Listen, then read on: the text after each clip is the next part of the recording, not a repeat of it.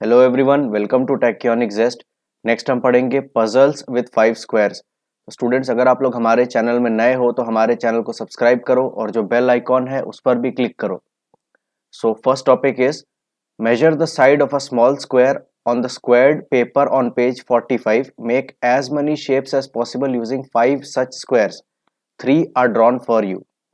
तो वो कह रहे हैं पेज नंबर 45 में किसी भी एक स्मॉल स्क्वायर का आपको साइड मेजर करना है। तो पेज 45 में किसी भी स्मॉल स्क्वायर का आप साइड का जो लेंथ है उसको मेजर करो और उस तरीके के 5 छोटे स्क्वायर्स को यूज करके जितने आप शेप्स बना सकते हो उतने आप बनाओ। 3 आर ड्रॉन फॉर यू। तो यहाँ पर 3 शेप्स उन्होंने आपके लिए बनाया है। तो सबसे पहले हम क्या करेंगे स्टूडेंट्स, हम स्मॉल स्क्वायर का साइड मेजर करेंगे। तो आप यहाँ पर ध्यान से देखो, 0 को मैंने यहाँ रख दिया है रूलर को। तो इसका लेंथ क्या आ रहा है, तो 1 यहाँ पर है। That means what is the side length of one small square, that is 1 centimetre. अब चूंकि सारे स्मॉल स्क्वायर्स बराबर हैं तो जितने भी सारे स्मॉल स्क्वायर्स हैं सबका साइड का लेंथ क्या है, 1 सेंटीमीटर। तो वो कह रहे हैं make as many shapes as possible using 5 such small squares, 3 are done for you. तो 3 उन्होंने हमारे लिए बना रखा है। तो इस तरीके से आपको शेप्स बनाने हैं, जितने आप बना सकते हो, बट आपको 5 इस तरीके के छोटे स्क्वायर्स यूज करने हैं। चलिए स्टूडेंट्स, कुछ शेप्स को बनाने की कोशिश करते हैं। यहाँ पर ऑलरेडी 3 शेप्स बने हुए हैं, तो कुछ और शेप्स हम ट्राई करते हैं। तो 5 इस तरीके के अगर मैं स्मॉल स्क्वायर्स लूं तो हम कितने शेप्स बना सकते हैं, तो एक हम कुछ इस तरीके के शेप बना सकते हैं। तो सारे 5 स्मॉल स्क्वायर्स को हम इस तरीके से एक के साथ एक रख सकते हैं। तो हमारा इस तरीके का एक शेप बन जाएगा।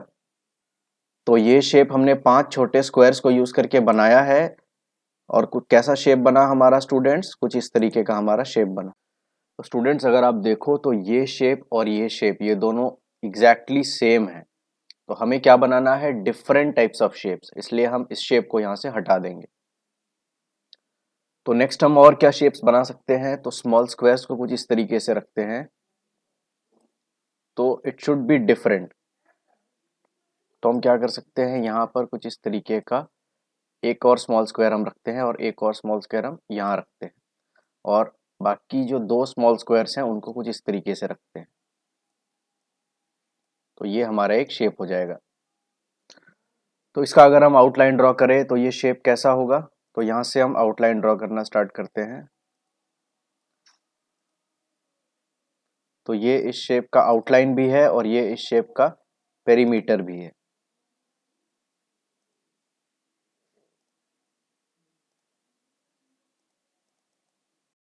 तो नेक्स्ट हम और क्या शेप बना सकते हैं विथ 5 स्क्वायर्स।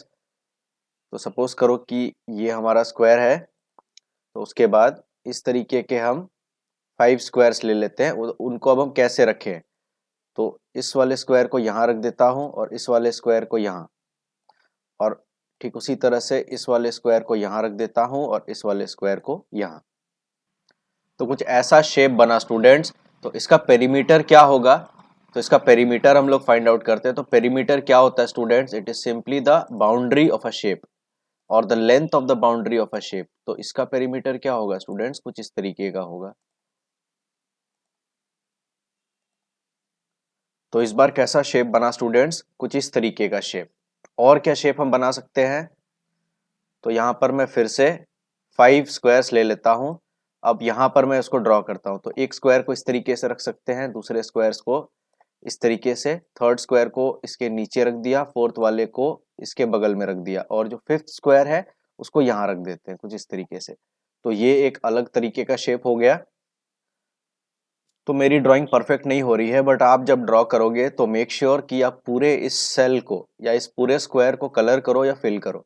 तो चलिए अब इस वाले शेप का हम पेरीमीटर निकालते हैं। तो perimeter is again the length of the boundary. तो इस शेप का बाउंड्री क्या होगा स्टूडेंट्स, कुछ इस तरीके से। तो ये क्या हो जाएगा, इस शेप का पेरीमीटर। तो इस तरीके से स्टूडेंट्स आप 5 स्क्वायर्स के सहारे जितने चाहो उतने शेप्स बना सकते हो। तो ट्राई करो कि आप कितने स्क्वायर्स बना सकते हो। तो जब आप देखोगे कि सारे शेप्स अगर आप डिफरेंट बना रहे हो, कि एक शेप दूसरे वाले शेप से डिफरेंट है, तो आप टोटल 12 शेप्स बना पाओगे। Which will be different from each other, और वो सारे शेप्स कुछ इस तरीके से होंगे। तो अभी तक हमने कितने बनाए थे, 1 2 3 4 5 6, 6 बनाए थे। तो और 6 शेप्स आप कुछ इस तरीके से बना सकते हो। So these are all the 12 different types of shapes you will get using 5 squares. Next is how many different shapes can you draw? तो total कितने different shapes आए हैं? तो जब आप सारे 5 squares को use करोगे तो total कितने हो जाएंगे? Let's count 1 2 3 4 5 6 7 8 9 10 11 12. The total number of shapes that we can draw is 12. Next question is question B.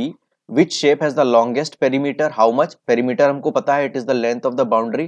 तो वो पूछ रहे इन 12 शेप्स में से कौन से शेप का सबसे ज्यादा या सबसे longest perimeter होगा? Which shape has the shortest perimeter? How much in centimeter? And what is the area of the shapes? तो इन तीनों क्वेश्चंस को सॉल्व करते हैं। सबसे पहले है which shape has the longest perimeter? तो कौन से शेप का जो पेरीमीटर है वो सबसे ज्यादा है और कौन से शेप का पेरीमीटर सबसे कम है? तो वो निकालने के लिए हम क्या करेंगे students, perimeter simply length of boundary. तो हमको क्या पता है कि ये जो साइड है इसका लेंथ क्या है, 1 सेंटीमीटर, करेक्ट। तो अब हम क्या करते हैं, सारे शेप्स का पेरीमीटर निकाल लेते हैं। सबसे पहले शेप ए, इसका पेरीमीटर क्या होगा स्टूडेंट्स, आप बताओ। तो इस साइड का लेंथ क्या है, 1 सेंटीमीटर, तो हर एक साइड 1 सेंटीमीटर के बराबर है। तो यहां मैं लिख देता हूं, तो दिस इज 1, ये जो साइड है दिस इज अगेन 1, ये जो साइड है अगेन 1, 1 का मतलब क्या है, 1 सेंटीमीटर। ये जो साइड है दैट इज ऑल्सो 1, ये जो साइड है दैट इज ऑल्सो 1, ये साइड अगेन 1 1 1 1 1 अगेन 1 एंड 1। तो पेरीमीटर क्या हो जाएगा students, that will simply be addition of all the sides. तो सबको ऐड करते हैं, दिस इज 1 2 3 4 5 6 7 8 9 10 11 12। तो इस शेप का पेरीमीटर क्या आ गया, 12 centimetre. So the perimeter of shape A is 12 centimetre. Next अब शेप बी को देखते हैं। तो सबसे पहले perimeter is the length of the boundary, तो बाउंड्री को हम मार्क कर लेते हैं। तो इसका बाउंड्री क्या है स्टूडेंट्स, शेप बी का बाउंड्री क्या होगा, तो ये है इसका बाउंड्री। तो इसको हम लोग सबसे पहले मार्क कर लेते हैं। So this is the boundary. अब नेक्स्ट हम क्या करेंगे, इसका पेरीमीटर निकालेंगे। So what will be perimeter, simply addition of the length of all the sides. तो अब क्या है, दिस इज 1, सो 1 2 3 4 5 6 7 8 9 10 11 12। तो इसका भी पेरीमीटर क्या आ गया स्टूडेंट्स, 12 सेंटीमीटर। आप चाहो तो ऐसे भी काउंट कर सकते हो, 1 2 3 4 5 6 7 8 9 10 11 12। So the perimeter for shape B is 12 centimeter. What is the perimeter of shape C? That is again the length of this boundary. इसका बाउंड्री तो साफ हमको दिख रहा है, this is a rectangular kind of a shape. तो इसका boundary क्या होगा students, length of the boundary क्या होगा। सो आप काउंटिंग कर सकते हो, तो सारे साइड्स को हम लोग काउंट कर लेते हैं। So again 1 2 3 4 5 6 7 8 9 10 11 12। तो again the perimeter of shape C is also equal to 12 centimetre, because every side is of length 1 centimetre, और इसको आप 12 टाइम्स ऐड करोगे, so you will get 12 centimetre. Next है शेप डी। तो सबसे पहले इसका पेरीमीटर हम लोग मार्क कर लेते हैं, that is again the length of the boundary. तो इसका बाउंड्री क्या होगा स्टूडेंट्स, तो इस शेप का बाउंड्री मैं ऑरेंज में मार्क कर रहा हूं। सो this is the boundary of shape D. Next हमको क्या करना है, इसका पेरीमीटर निकालना है। तो काउंटिंग स्टार्ट करते हैं, 1 2 3 4 5 6 7 8 9 10। तो पेरीमीटर क्या आ गया for shape D, it is 10 centimetre. Next is shape E. तो इसका सबसे पहले पेरीमीटर हम लोग मार्क कर लेते हैं। Perimeter is again the length of the boundary. तो इसका पेरीमीटर क्या होगा स्टूडेंट्स, आप लोग भी अपने कॉपी में ड्रॉ करो। So this will be it's perimeter or the length of this boundary. तो ये हो गया इसका perimeter. Next अब क्या करेंगे, उसका जो वैल्यू है वो निकालेंगे. तो अब सारे साइड्स को हम काउंट करते हैं starting with this. So this is 1 2 3 4 5 6 7 8 9 10 11 12. तो पेरीमीटर क्या आ गया students, 12 centimetre for shape E. तो सिमिलरली हम शेप एफ का पेरीमीटर सबसे पहले ड्रॉ करेंगे. तो ये हमने ड्रॉ कर लिया इसका पेरीमीटर. तो अब उसकी वैल्यू क्या है, तो जो बाउंड्री में जितने भी सारे साइड्स हैं उनके लेंथ को काउंट करते हैं. तो इस साइड से स्टार्ट करते हैं. 1 2 3 4 5 6 7 8 9 10 11 12. तो इसका भी पेरीमीटर क्या आ गया students, 12 centimetre. Next is shape G. तो इसका पेरीमीटर ड्रॉ करते हैं. तो ऑरेंज में जो मैंने ड्रॉ किया है दैट इज द पेरीमीटर और the boundary of this shape. Next let us find out the length of the boundary. So that is 1 2 3 4 5 6 7 8 9 10 11 12. So the perimeter for shape G is 12 centimeter. Next is shape H. तो इसका भी perimeter हम draw कर लेते हैं. So perimeter is simply the length of the boundary of that shape. तो इस shape का बाउंड्री क्या आया, ये आया. तो अब इसका लेंथ फाइंड आउट कर लेते हैं. तो इस साइड से काउंटिंग स्टार्ट करते हैं. तो 1 2 3 4 5 6 7 8 9 10 11 12. So perimeter for shape H is again 12 centimeter. Next is shape I. तो इसका हम बाउंड्री ड्रॉ करते हैं. तो ये है इसका बाउंड्री. तो अब इसका पेरीमीटर क्या होगा, तो काउंटिंग यहाँ से स्टार्ट करते हैं. 1 2 3 4 5 6 7 8 9 10 11 12. So again the perimeter is equal to 12 centimeter. Next है शेप जे. तो नेक्स्ट अब शेप जे का हम पेरीमीटर निकालते हैं.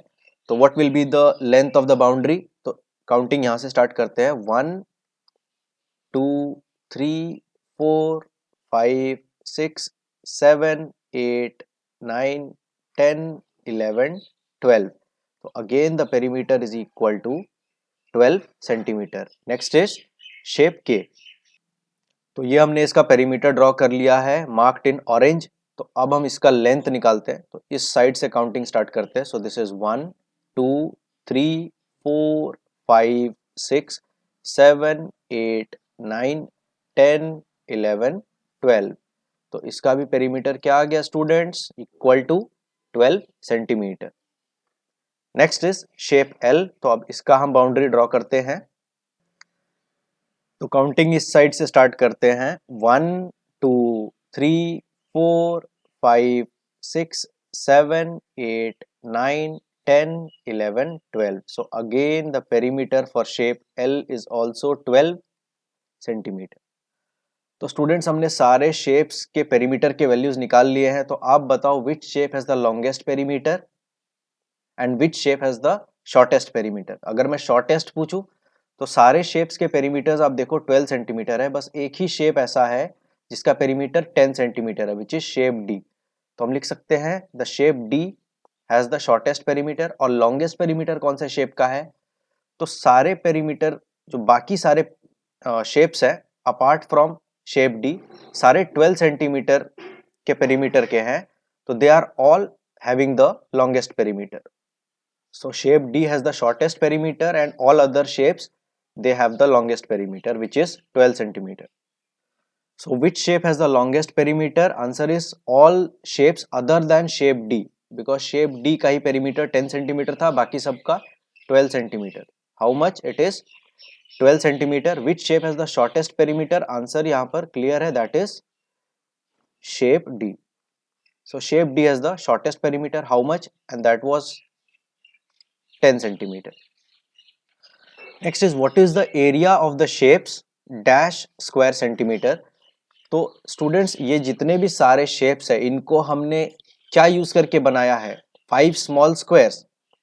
तो जितने भी सारे शेप्स आप देखोगे सब में कितने हैं, 5 स्मॉल स्क्वायर्स हैं। अगर आप इस शेप को भी देखो या इस वाले शेप को भी देख लो जिसका शॉर्टेस्ट पेरीमीटर था, यहाँ पर भी 5 छोटे स्क्वायर्स हैं, 1 2 3 4 5। तो अगर आप एक शेप का एरिया निकाल लो तो सारे शेप्स का एरिया आपको मिल जाएगा, बिकॉज सारे शेप्स को आपने सेम स्मॉल स्क्वायर यूज करके बनाया है, and that is also the number of small squares is same. तो स्टूडेंट्स किसी एक शेप का हम एरिया निकाल लेते हैं, तो एक स्मॉल स्क्वायर का एरिया क्या होगा, सपोज करो ये जो स्मॉल स्क्वायर है हम इसका एरिया निकालते हैं। तो इस स्मॉल स्क्वायर का एरिया क्या होगा, that is simply side multiplied by side. तो साइड की वैल्यू क्या है, 1 सेंटीमीटर, तो हर एक साइड की वैल्यू 1 सेंटीमीटर होगी, क्यों, क्योंकि ये स्क्वायर है।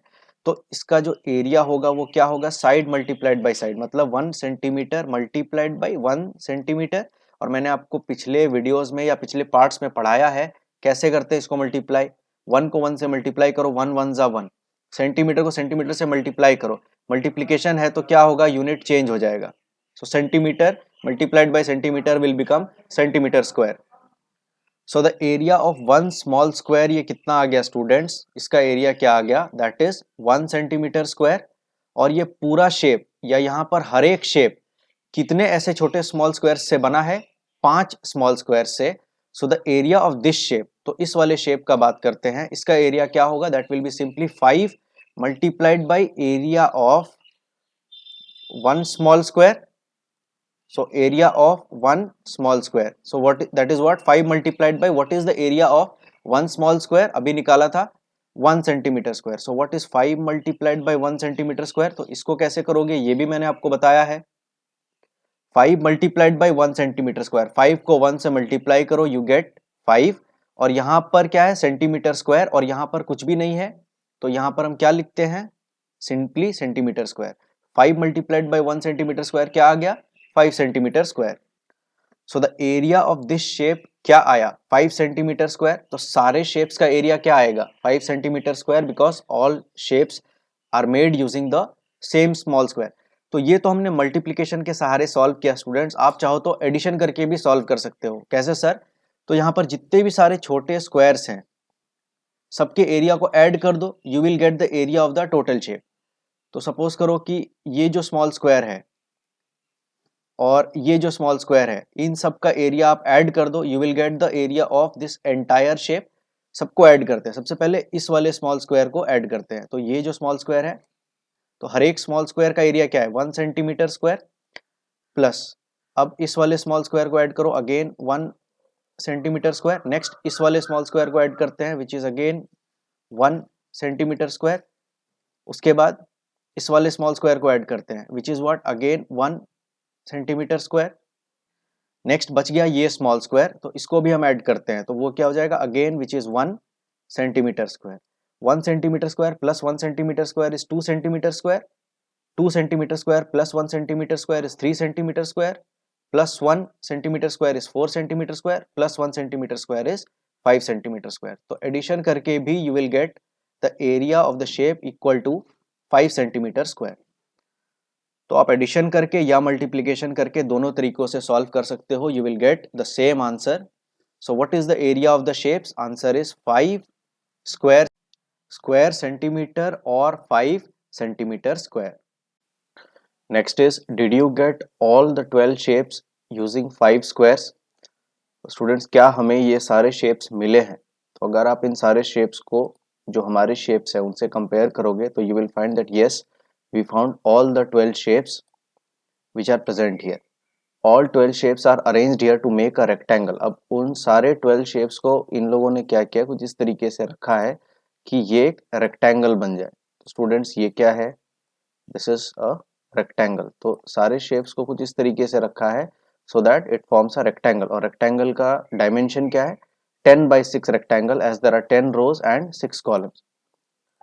तो स्टूडेंट्स वो 10 by 6 रेक्टेंगल कैसे हुआ, तो टोटल नंबर ऑफ रोज कितने हैं वो काउंट कर लो, सो दैट विल बी 10। तो ये these are rows, this is the first row, this is the second row, this is the third row and so on. So total there are 10 rows and 6 columns. Therefore they are saying this rectangle is a 10 by 6 rectangle.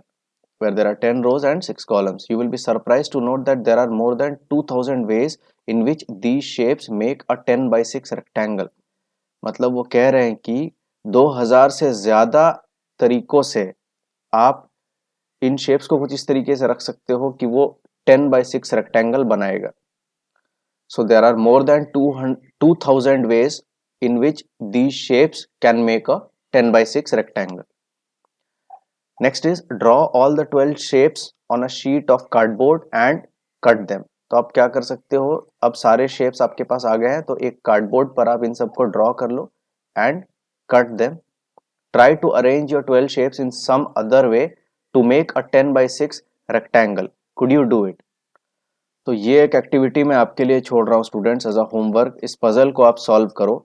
जितने भी सारे shapes हमें मिले हैं इन सारे shapes को आप cut कर लो और फिर उनको कुछ इस तरीके से अरेंज करो सो that it makes a 10 by 6 rectangle. 10 by 6 rectangle कब होगा? जब वहां पर 10 रोज होंगे एंड 6 कॉलम्स होंगे. तो यहां पर उन्होंने क्या कहा है, देयर आर अराउंड 2000 वेज, 2000 तरीके हैं जिससे आप इसको कर सकते हो. तो आपको बस एक और तरीका ढूंढना है, तो इसको प्लीज आप कंप्लीट करो as a homework. Next is try another puzzle. यहाँ पर एक और पजल है. You have to make a 5 by 12 rectangle with these 12 shapes. There are more than 1000 ways to do it. If you can find even one that's great. तो इस puzzle को भी आप ट्राई करो. इस बार आपको क्या करना है, 5 by 12 रेक्टेंगल बनाना है. तो इसका मतलब क्या हुआ कि 5 रोज होने चाहिए और 12 कॉलम्स. और आपको इन्हीं 12 शेप्स को यूज करके इसको बनाना है. तो इन सारे शेप्स को आप कट कर लो और फिर उनको कुछ इस तरीके से रखो कि कुछ इस तरीके का एक रेक्टेंगल बन जाए. जहां पर उस रेक्टेंगल में क्या होगा, तो वहां पर 5 रोज होंगे कुछ इस तरीके से. तो टोटल यहाँ पर कितने हो गए, 1 2 3 4 5 rows and there should be 12 columns. तो इस तरीके से यहाँ पर क्या होने चाहिए, सारे मिला करके यहाँ पर टोटल 12 कॉलम्स होने चाहिए और यहाँ पर 5 रोज होने चाहिए. So this is the first column, this is the second column, this is the third column and so on. This will be the last column. There are more than 1000 ways to do it. If you can find even one, that's great. तो ये भी मैं ऐसा homework आपके लिए छोड़ रहा हूँ स्टूडेंट्स. इसको प्लीज आप कंप्लीट कर लो. Next is game time. Here is a chess board. Play this game with your partner with one set of 12 shapes. तो यहाँ पर जो 12 शेप्स हमें मिले हैं, तो इन सारे शेप्स को यूज करके नेक्स्ट आपको एक गेम खेलना है विथ योर फ्रेंड. क्या करना है गेम में, the first player picks one shape from the set and puts it on the board covering any 5 squares. तो स्टूडेंट सबसे पहले इस बोर्ड को देखो. तो ये कितना बाई कितना रेक्टेंगल है पहले ये बताओ. तो नंबर ऑफ रोज कितने हैं सबसे पहले वो देखो. So that is 1 2 3 4 5 6 7 8. तो 8 रोज है और कितने कॉलम्स हैं स्टूडेंट्स, दैट इज 1 2 3 4 5 6 7 8. तो 8 कॉलम्स हैं. तो ये क्या हो गया, 8 by 8 रेक्टेंगल. अब स्टूडेंट्स ये 8 by 8 है तो आप कह सकते हो this is a square. Why? Because the sides are equal और same. So this is a square where each side is of length 8 centimeter. If this is 1 centimeter, so this will be 8 centimeter. So each side is of length 8 centimeter. तो game आपको कैसे खेलना है students, तो आपके पास एक set है जहां पर इस तरीके के 12 शेप्स हैं. तो सबसे पहले आप क्या कर सकते हो, आप कोई शेप उस सेट से उठा सकते हो और फिर यहाँ पर उसको रख सकते हो. तो जैसे सपोज करो कि ये जो शेप है इसको आपने पिक किया एक सेट से और आपने उसको यहाँ रख दिया. उसके बाद आप अपने फ्रेंड को कहो कि कोई वो एक शेप उठाए और उसको वहां रख दे. तो आपका फ्रेंड क्या करेगा, सपोज करते हैं कि ये जो शेप है इसको वो उठाएगा और यहाँ इस बोर्ड पर रख देगा. The other player picks another shape and puts it on the board but it must not overlap the first shape. तो जो आपका फ्रेंड होगा वो शेप को जब यहाँ से उठा करके इस चेस बोर्ड पर रखेगा तो उसे इस तरीके से रखना होगा कि वो जो पुराना शेप था, पिछला वाला शेप था, उसको ओवरलैप ना करे. ठीक है, उसके ऊपर नहीं रखना है. उसको ओवरलैप नहीं करना है। तो सपोज करते हैं आपके फ्रेंड ने जो शेप है उसको कुछ यहाँ इस तरीके से रख दिया है। उसके बाद क्या है, keep taking turns until one of you can't go any further, whoever puts the last piece wins. अब आपको बाई टर्न इसको ये करना है और फिर the person who will be the last one two put the shape he will win. तो next suppose करते हैं आपने इस वाले शेप को चुना है, तो नेक्स्ट आप इस वाले शेप को कहीं भी इस बोर्ड पर रखोगे but it should not overlap. तो फिर सपोज करते हैं आपने उस शेप को यहाँ कुछ इस तरीके से रख दिया, ठीक है। उसके बाद फिर से आपके फ्रेंड की बारी आएगी। तो अभी तक आपने इस शेप को, इस शेप को और इस शेप को आपने यूज कर लिया है। तो नेक्स्ट आपका फ्रेंड फिर रिमेनिंग शेप्स में से कोई एक शेप उठाएगा और उसको यहाँ रखेगा इस तरीके से कि वो किसी दूसरे शेप के ऊपर ना रहे।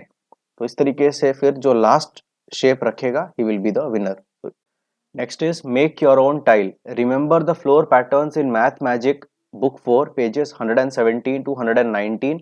तो स्टूडेंट्स क्लास 4 में हमने पढ़ा था about patterns. You had to choose the correct tile which would be repeated to make a pattern so that there were no gaps left। तो स्टूडेंट्स हम पैटर्न कैसे बनाते थे, तो हम टाइल्स को रिपीटेडली एक के बाद एक रखते थे with no gaps in between, कोई गैप्स नहीं होते थे and therefore it would make a pattern. For example अगर आप इस वाले पैटर्न को देखोगे तो यहाँ पर क्या है कि दीज आर द टाइल्स। तो कुछ इस तरीके के क्या है यहाँ पर टाइल्स हैं। तो रिपीटेडली इन टाइल्स को एक के बाद एक रखा गया है टू मेक अ पैटर्न, और आप देख सकते हो यहाँ पर कोई भी गैप्स नहीं है। Ziri went to a shop and was surprised to see the different designs of tiles on the floor. Aren't these beautiful? तो Ziri एक शॉप में गई और वहां पर she was surprised to see the different designs of tiles on the floor. Floor पर उन्होंने कुछ अलग अलग तरह के टाइल्स देखे जिनके कुछ अलग अलग तरह के डिजाइन्स थे। Can you find a tile which is repeated to make each of these floor patterns? Circle a tile in each pattern. तो स्टूडेंट्स यहाँ पर मेरे बुक में मैं यहाँ ठीक से नहीं देख पा रहा हूँ, बट अगर मैं एक एक्सप्लेन कर दूँ तो आप बाकी सारे भी बना लोगे। तो जैसे सपोज करो मैं इस वाले एग्जाम्पल को दिखाता हूँ। तो यहाँ पर एक पैटर्न बना हुआ है, तो वो कह रहे हैं circle a tile in each pattern. तो टाइल क्या होता है स्टूडेंट्स, उसको हम रिपीटेडली विदाउट एनी गैप्स एक के बाद एक रखते हैं to make what, to make a pattern. तो अगर आप यहाँ देखोगे तो यहाँ पर कैसा टाइल है, तो यहाँ पर देखो, यहाँ पर एक हॉर्स की फोटो बनाई हुई है। तो इसको मैं यहाँ पर सर्कल करता हूं, तो ये एक तरह का यहाँ पर क्या हो गया, टाइल हो गया। ठीक उसी तरीके से फिर से ऐसा ही एक टाइल उन्होंने यहाँ रखा है और इसको फिर वो रिपीट करते चले जा रहे हैं। तो सर क्या यहाँ पर सिर्फ एक ही तरह का टाइल है? Answer is no. यहाँ पर एक और तरह का टाइल है, वो क्या है? तो आप देख सकते हो यहाँ पर ये क्या है, ये दूसरा तरीके का टाइल है। तो मैं इसको इरेज कर देता हूँ। अब दूसरी तरीके का टाइल क्या है स्टूडेंट्स, तो इस वाले हॉर्स को देखो, ये भी एक हॉर्स है जिसे मैं सर्कल कर रहा हूँ, बट वो येलो कलर में है। So this time it is not brown, it is yellow. So by putting a combination of yellow and brown tiles और उनको रिपीटेडली विदाउट एनी गैप्स रख करके they have made this pattern. तो यहाँ पर हमने दो टाइल्स आइडेंटिफाई कर लिए, एक तो इस तरीके का ब्राउन कलर का टाइल है और दूसरा क्या है, तो इस तरीके का येलो कलर का टाइल है। सिमिलरली बाकी पिक्चर्स में भी आपको ये सर्कल करना है, तो प्लीज इसको आप कंप्लीट कर लो। नेक्स्ट इज यहाँ पर एक एक्टिविटी है, तो इसको आप सिंपली रीड कर सकते हो। इंस्ट्रक्शंस उन्होंने यहाँ पर क्लियरली मेंशन किया है, तो उनको आप प्लीज फॉलो करो और फिर आप अपने खुद का टाइल आप बना सकते हो। तो इन्हीं इंस्ट्रक्शंस को फॉलो करने के बाद आपको एक टाइल बनाना है। और यहाँ वो क्या कह रहे हैं, make a pattern using your tile, trace the shape to repeat it on a page but remember there must be no gaps between. तो मैंने क्या बताया स्टूडेंट्स, पैटर्न बनाने के लिए आपको क्या करना होगा, आपको टाइल को रिपीटेडली एक के बाद एक रखना पड़ेगा और विदाउट एनी गैप्स, तभी आपको पैटर्न मिलेगा। जैसे जीरी ने यहाँ पर क्या किया है, उसने भी अपना एक टाइल बनाया है और फिर टू मेक अ पैटर्न उसने क्या किया है, उस टाइल को रिपीटेडली विदाउट एनी गैप्स एक के बाद एक रखा है to make a pattern. Now the question is, you know the area of a tile। तो हमको क्या करना है, उसके टाइल का जो एरिया है वो फाइंड आउट करना है। तो सबसे पहले यहाँ पर आप देखो, देख करके आप बताओ कि जो टाइल है जो जीरी ने यूज किया है वो कैसा टाइल है। इस फोटो में आप देख करके बताओ। तो यहाँ पर मैं इसको ड्रॉ कर देता हूँ स्टूडेंट्स। तो जो जीरी का टाइल है वो कुछ ऐसा है। सो दिस इज हर टाइल। तो इस टाइल को एक के बाद एक रिपीटेडली उसने रखा है सपोज। तो यहाँ एक टाइल हो गया, फिर इसी टाइल को यहाँ रखा है, उसी टाइल को यहाँ रखा है, यहाँ रखा है। फिर सेम प्रोसेस उसने नीचे वाले रो के लिए किया है और सेकंड रो के लिए किया है, फिर सेम प्रोसेस उसने थर्ड रो के लिए किया है। तो इस तरीके से उसने एक पैटर्न बनाया है। तो स्टूडेंट्स हम क्या करेंगे नेक्स्ट, अब हमें टाइल पता चल गया है तो उसका हम एरिया फाइंड आउट करेंगे। तो हम एरिया कैसे फाइंड आउट करेंगे स्टूडेंट्स, तो इस टाइल को हम सपोज करते हैं तो इसका हम एरिया निकालते हैं। तो सबसे पहले हम क्या करते हैं, तो एरिया हम कैसे निकालते हैं students, always we draw straight line. तो सपोज करो कि मैं यहाँ पर इस तरीके से उसी टाइल को डिवाइड कर रहा हूँ इन पार्ट्स, कुछ इस तरीके से।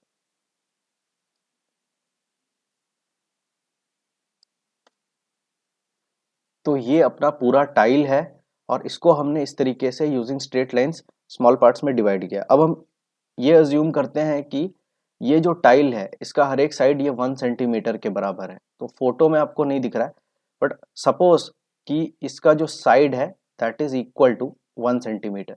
सिमिलरली ये साइड भी 1 सेंटीमीटर होगा, ये साइड भी 1 सेंटीमीटर होगा और ये साइड भी 1 सेंटीमीटर होगा। तो अब हम क्या करते हैं, इसका एरिया निकालते हैं। तो सबसे पहले आप देखोगे तो यहाँ पर 1 सेंटीमीटर साइड के 4 छोटे स्क्वायर्स हैं। दिस इज 1 2 3 एंड 4 और फिर एक बड़ा इस तरीके का स्क्वायर है। सबसे पहले छोटे स्क्वायर्स का हम एरिया निकाल लेते हैं। तो ये फर्स्ट स्मॉल स्क्वायर का एरिया निकालते हैं। साइड क्या है 1 सेंटीमीटर। तो एरिया ऑफ स्क्वायर क्या होता है students, side multiplied by side. ये हमने पहले भी पढ़ा है। साइड का लेंथ क्या है 1 centimetre multiplied by again side का लेंथ क्या है 1 सेंटीमीटर। तो इसको मल्टीप्लाई करोगे तो क्या आएगा, 1 multiplied by 1 is simply 1 and centimetre multiplied by centimetre क्या हो जाता है सेंटीमीटर स्क्वायर। तो एक छोटे स्क्वायर का एरिया क्या आ गया 1 सेंटीमीटर स्क्वायर। हमको पूरा टाइल का एरिया निकालना है।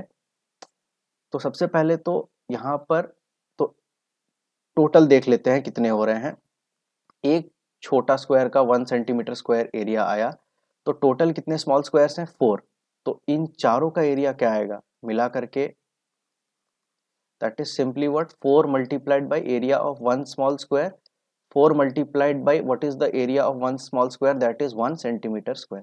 4 multiplied by 1 centimeter square क्या होता है स्टूडेंट्स, 4 multiplied by 1 simply 4। और यहाँ कुछ नहीं है, यहाँ सेंटीमीटर स्क्वायर है, तो यहाँ पर आप क्या लिखोगे सेंटीमीटर स्क्वायर। तो ये क्या आया area of the shaded portion और area of these 4 small squares. हमको पूरा टाइल का एरिया निकालना है। तो बचा क्या स्टूडेंट्स, ये हिस्सा ये हमारा बच गया है। तो अब ये भी एक स्क्वायर है स्टूडेंट्स, क्यों, तो सारे साइड्स बराबर हैं आप देख सकते हो। तो इसका भी हम निकालेंगे साइड मल्टीप्लाइड बाय साइड, लेकिन उससे पहले हम साइड का लेंथ निकालते हैं। अब देखो स्टूडेंट्स, यहाँ से लेकर के यहाँ तक ये हमको पता है 1 है और यहाँ से लेकर के यहाँ तक ये भी क्या है 1 है, ठीक है। और यहाँ से लेकर के यहाँ तक क्या था 1 था। तो ये यहाँ से लेकर के यहाँ तक ये पूरा क्या हो गया स्टूडेंट्स, ये पूरा लेंथ क्या हो गया, that is equal to 1 + 1 which is 2 centimetre. तो एक साइड का लेंथ आ गया, तो बाकी साइड के लेंथ निकालने की जरूरत नहीं है, बिकॉज स्क्वायर में सारे साइड्स बराबर लेंथ के होते हैं। तो ये क्या हो गया 2 सेंटीमीटर इन लेंथ। तो फिर से अब हम क्या करेंगे, हमको एरिया ऑफ स्क्वायर निकालना है, but this time it is this square. तो what will be the area of this square, that is again side multiplied by side. अब इस बार साइड का लेंथ क्या है 2 सेंटीमीटर, ये भी 2 सेंटीमीटर, ये साइड भी 2 सेंटीमीटर और ये साइड भी 2 सेंटीमीटर। तो यहाँ हम क्या करेंगे 2 सेंटीमीटर मल्टीप्लाइड बाई 2 सेंटीमीटर। तो 2 मल्टीप्लाइड बाई 2 क्या होता है students 4 centimetre multiplied by centimetre is again centimetre square. तो टोटल एरिया क्या आ गया 4 सेंटीमीटर स्क्वायर। तो अब टोटल एरिया ऑफ टाइल क्या आएगा स्टूडेंट्स, तो ये जितने सारे छोटे थे प्लस ये जो अभी बड़ा स्क्वायर का हमने साइज निकाला है, दोनों के एरिया को ऐड कर देंगे। तो यहाँ पर मैं लिख देता हूं टोटल एरिया ऑफ टाइल, वो क्या होगा, सारे छोटे स्क्वायर्स का जो एरिया हमने निकाला था वो क्या था 4 सेंटीमीटर स्क्वायर, प्लस ये जो स्क्वायर अभी हमने निकाला दिस बिग स्क्वायर, इसका एरिया वो क्या है 4 सेंटीमीटर स्क्वायर। तो 4 centimetre square plus 4 centimetre square, अब हम एडिशन कर रहे हैं स्टूडेंट्स, याद रखना। तो 4 प्लस 4 क्या होता है 8, और centimetre square plus centimetre square क्या होगा सेंटीमीटर स्क्वायर, बिकॉज मैंने आपको बताया है एडिशन में units remain the same, it does not change. तो टोटल एरिया ऑफ टाइल क्या आ गया students 8 centimetre square. You know the area of a tile, answer is yes, it is 8 centimetre square. Next is how many tiles has she used, कितने tiles जीरी ने use किए हैं students, तो count कर लेते हैं। तो कितने यहाँ पर रो वाइज काउंट कर सकते हो, तो दैट इज 1 2 3 4 5 6 7 8 9 10 11 12। तो she has used 12 tiles. Next question is what is the area of the floor pattern Ziri has made here? तो जो फ्लोर पैटर्न जीरी ने बनाया है उसका टोटल एरिया क्या होगा स्टूडेंट्स। तो यहाँ पर टोटल कितने टाइल्स हैं 12 टाइल्स, और हर एक टाइल का टोटल एरिया क्या आया था अभी हमने निकाला था ना, इस पूरे टाइल का जो एरिया है, area is the reason bounded by a shape, तो उसका एरिया क्या आया 8 सेंटीमीटर स्क्वायर। तो 12 टाइल्स का एरिया क्या आएगा, तो एक टाइल का एरिया आया है 8 सेंटीमीटर स्क्वायर, तो 12 टाइल्स का एरिया क्या आएगा students, that will be simply what 12 multiplied by area of one tile. What is the area covered by one tile? It is 8 centimeter square. तो इसको कैसे सॉल्व करोगे, सबसे पहले 12 multiplied by 8, so 12 8s are 96, और यहाँ कुछ भी नहीं है और यहाँ है सेंटीमीटर स्क्वायर और यहाँ है मल्टीप्लीकेशन, तो अब क्या लिखोगे यहाँ पर सिंपली सेंटीमीटर स्क्वायर। तो टोटल क्या आया 96 centimetre square is the area of the floor pattern which जीरी हैज मेड। मतलब ये जो पूरा एरिया आया स्टूडेंट्स सब मिला करके that is equal to how much, this entire area is equal to 96। Next is practice time. जीरी tried to make some other tiles, अब जीरी ने कुछ दूसरे तरीके के टाइल्स बनाने की कोशिश की। She started with a square of 2 centimetre side and made shapes like this. तो उसने क्या किया, she started with a square जिसका साइड का लेंथ क्या दिया हुआ है 2 सेंटीमीटर, मतलब यहाँ पर जितने भी सारे टाइल्स उसने बनाए हैं she started with a square of side 2 centimetre and she made shapes something like these A, B, C and D. Look at these carefully and find out which of these shapes will tile a floor without any gaps. Discuss and what is the area of these shapes. तो इनमें से आप बताओ students कौन से ऐसे tiles है जिनको यूज करके आप फ्लोर पैटर्न बना पाओगे। फ्लोर पैटर्न मतलब एक के बाद एक टाइल को रख करके विदाउट एनी गैप्स आपको रखना है और ताकि वो एक पैटर्न बन जाए। तो ए बी सी और डी इनमें से किनको आप यूज करके फ्लोर पैटर्न्स बना पाओगे। तो चलिए स्टूडेंट्स हम देखते हैं कौन कौन से यूज करके हम फ्लोर पैटर्न्स बना सकते हैं। तो सबसे पहले ए टाइल, इसको यूज करते हैं। तो हमें रिपीटेडली इसको क्या करना है एक के बाद एक रखना है। तो कैसे रखें, विदाउट एनी गैप्स आपको रखना है। तो अगर मैं इसको ऐसे रखता हूं और इसको ऐसे, तो क्या हम फ्लोर पैटर्न्स बना पाएंगे। अगर मैं ऐसे रखता हूं तो स्टूडेंट्स आप देख सकते हो यहाँ पर बहुत अच्छे से रखने के बाद भी कुछ गैप्स छूट रहे हैं। तो इन शेप्स को यूज करके हम फ्लोर पैटर्न नहीं बना सकते। वाई, बिकॉज फ्लोर पैटर्न बनाने के लिए there should not be any gaps. तो यहाँ पर आप देख सकते हो काफी ज्यादा गैप्स है, यहाँ पर काफी ज्यादा गैप्स है, तो इसको हम यूज नहीं कर सकते। तो नेक्स्ट हम क्या करते हैं, शेप बी को यूज करते हैं और देखते हैं किसी तरह से इसको यूज करके क्या हम कोई फ्लोर पैटर्न बना सकते हैं। तो सबसे पहले हम क्या करते हैं, यहाँ इसके नीचे रखते हैं।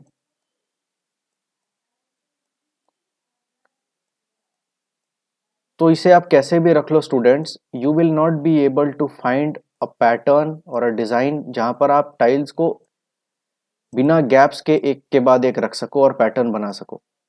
तो यहाँ पर भी आंसर इज नो, इस यहाँ पर भी हम उसको यूज करके नहीं कर सकते। But let's see for C and D.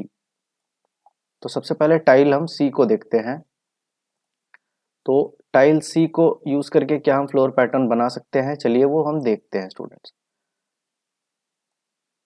तो हमें इसको एक के बाद एक रखना है बट विदाउट एनी गैप्स। तो यहाँ पर आप देख सकते हो कुछ गैप्स है, उसको हम फिल कैसे करेंगे, तो इस टाइल को हम घुमा करके कुछ इस तरीके से रखेंगे स्टूडेंट्स। तो नेक्स्ट अब हम अगर इसको यहाँ इस तरीके से घुमा करके रख दें तो ये हमारा जो गैप है वो फिल हो जाएगा। तो आप देख सकते हो स्टूडेंट्स, सिर्फ इसको घुमा करके रख दिया तो यहाँ पर गैप्स फिल हो गए। तो नेक्स्ट अब दूसरे वाले टाइल को लेते हैं और फिर से एक फ्लोर पैटर्न बनाने की कोशिश करते हैं। तो यहाँ पर क्या है, तो अब हम इस गैप को फिल करेंगे, तो इसको अब हम इस तरीके से घुमाएंगे और घुमा करके कुछ इस तरीके से हम इसको रखेंगे। तो आप देख सकते हो स्टूडेंट्स, अगेन यहाँ पर कोई गैप्स नहीं है। उसके बाद अगर हम इसको यूज करते हैं तो नेक्स्ट अब मैं क्या करूँगा, इसको कुछ इस तरीके से ऐसे घुमाऊंगा और यहाँ रख दूंगा। तो स्टूडेंट्स आप देख सकते हो कोई भी गैप यहाँ पर नहीं है। इसका मतलब क्या है कि शेप सी को यूज करके हम एक टाइलिंग पैटर्न बना सकते हैं। नेक्स्ट क्या है, शेप डी। तो अब शेप डी को हम देखते हैं, क्या इसको रिपीटेडली एक के बाद एक रख करके क्या हम एक टाइलिंग पैटर्न यहाँ बना सकते हैं। तो सबसे पहले हम इस वाले शेप से शुरुआत करते हैं, इसको यहाँ रखते हैं। नेक्स्ट इस वाले शेप को अगर मैं यहाँ कुछ इस तरीके से रख दूं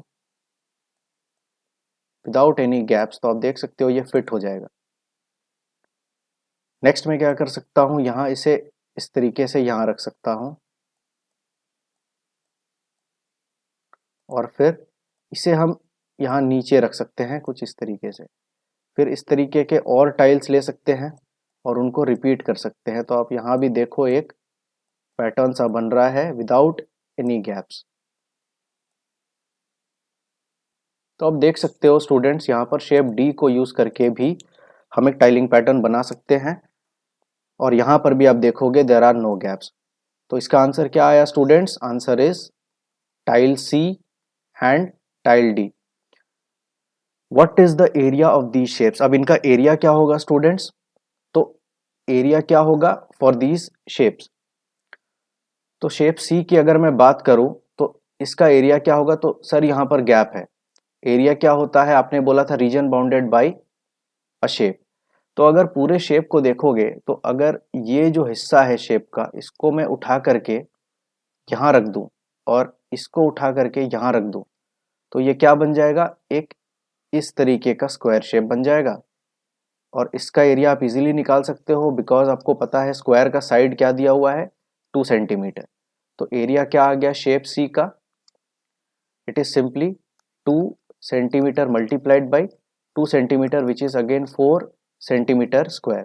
अगर मैं शेप डी की बात करूं तो ये जो पोर्शन है इसको अगर कट करके मैं यहाँ रख दूं और ये जो पोर्शन है इसको अगर मैं कट करके यहाँ रख देता हूं तो फिर क्या होगा, हमें क्या मिलेगा, इस तरीके का एक स्क्वायर मिल जाएगा। तो बाहर के जो पोर्शंस निकले हुए हैं उनको आप अगर कट करके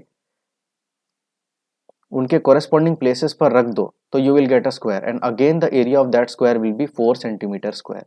सो the area of these tiles C and D, it is how much, it is simply 4 centimetre square. क्या एरिया ऑफ शेप ए और बी भी 4 सेंटीमीटर स्क्वायर के बराबर है, आंसर इज नो। क्योंकि ये जो स्क्वायर है इसका एरिया ही सिर्फ 4 सेंटीमीटर स्क्वायर के बराबर है और ए में देखो कुछ एक्स्ट्रा पोर्शन भी है तो ये 4 सेंटीमीटर से ज्यादा होगा, इसलिए शेप ए का 4 सेंटीमीटर स्क्वायर एरिया नहीं होगा। सिमिलरली फॉर शेप बी आप देखोगे तो ये जो पोर्शंस हैं ये इतने ज्यादा एक्स्ट्रा हैं कि आप इनको कट करके यहाँ फिट नहीं कर सकते स्क्वायर के अंदर। तो इसीलिए क्या होगा कि दिस एरिया और the area of shape B will also be more than 4 centimetre square. तो answer is only shape C and D को यूज करके आप टाइलिंग पैटर्न बना सकते हो और इनका एरिया है 4 centimetre square. Make design in your copy bye tiling दो शेप्स। तो मैंने यहाँ कुछ एग्जांपल्स दिखा दिए हैं स्टूडेंट्स, आप चाहो तो और इस तरीके इसको एक्सटेंड कर सकते हो और ब्यूटीफुल टाइलिंग पैटर्न्स बना सकते हो। Now you create your own new tiles out of a square, can you do the same with a triangle, try drawing it. तो इसको मैं एज अ होमवर्क आपके लिए छोड़ रहा हूँ। Now you have to make your own tiles, जैसे यहाँ पर उसने बनाया था एक टाइल आप यहाँ देख सकते हो विच इज सी, एक टाइल आप देख सकते हो which is D. In tiles को यूज करके हमने यहाँ पर टाइलिंग पैटर्न्स भी बनाए। तो इस तरीके से आपको अलग तरीके का टाइल बनाना है और फिर एक टाइलिंग पैटर्न बनाना है। तो इसको आप कंप्लीट करो। तो ठीक है स्टूडेंट्स, ये था पार्ट 8 ऑफ चैप्टर 3। यहाँ पर हमारा चैप्टर 3 खत्म होता है। नेक्स्ट हम मिलेंगे चैप्टर 4 में। तब तक के लिए जितने भी सारे होमवर्क्स है उनको कंप्लीट करो, और कोई डाउट आता है तो कमेंट्स में पूछो। तो ठीक है स्टूडेंट्स, मिलते हैं नेक्स्ट चैप्टर में। तब तक के लिए बहुत खुश रहो and take care. Thank you.